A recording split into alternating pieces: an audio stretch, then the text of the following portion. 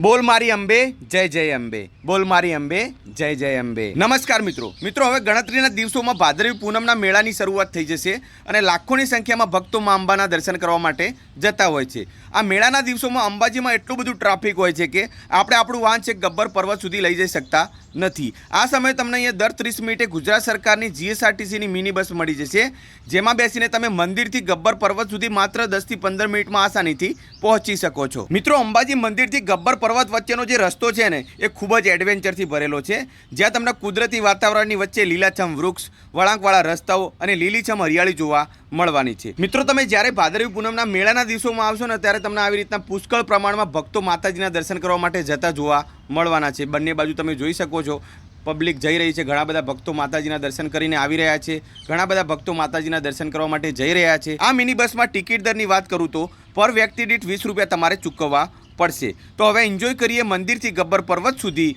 જીએસઆરટીસીની mini બસની રોમાંચક સફરમાં।